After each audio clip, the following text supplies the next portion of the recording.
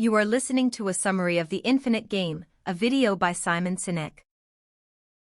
Business is an infinite game, per motivational speaker Simon Sinek. The players may change, but the game continues. Sinek, the golden boy of organizational consultancy, offers a slick, polished presentation as he shares the 5 characteristics of infinite game leadership, but his analysis, though ripe with real-life examples, lacks any scientific backing or data. Nevertheless, Sinek's passionate, expert-sounding delivery will maintain his status as an audience favorite.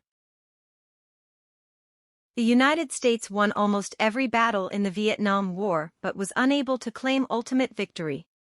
In his book Finite and Infinite Games, theologian James Carse describes 2 kinds of games. Finite games such as football have clear rules, boundaries, winners and losers. When the game is over, the players stop playing. Infinite games, on the other hand, have no winners. Rather, when players can't continue due to a lack of will or resources, they leave the game, which continues without them. The objective of infinite games such as the Cold War is merely to keep playing. When finite players play other finite players, or when infinite players face off against other infinite players, the game remains stable. However, when a finite player competes against an infinite player, problems arise because their objectives are quite different. Consider that America fought in the Vietnam War to win, but the North Vietnamese fought for survival. Infinite games abound in everyday life.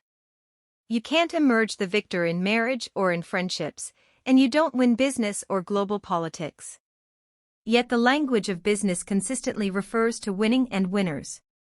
Leaders frequently fail to recognize that they're playing in an infinite game. They strategize for a finite game by exhausting energy, focus and resources, which results in the erosion of trust, cooperation and innovation. In infinite games, the ultimate objective is not to win but to improve continually.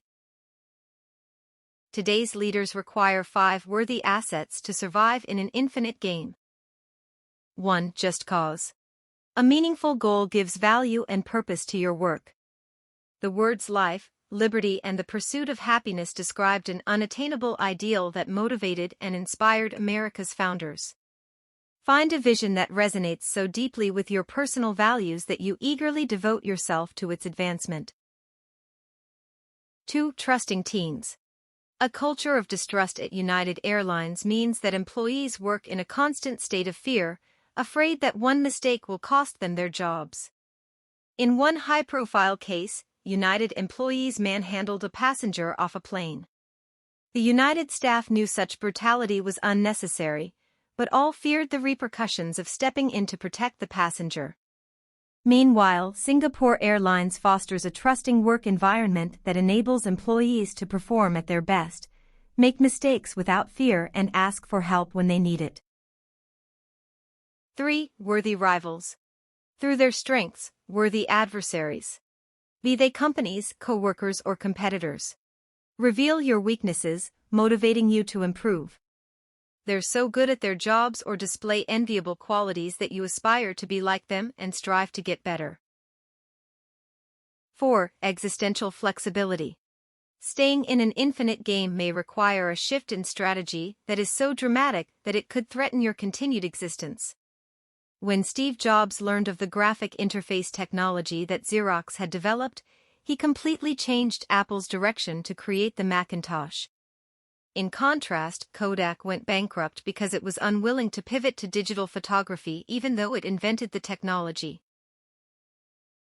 5. Courage to lead. The RMS Titanic boasted enough lifeboats to save just 25% of passengers.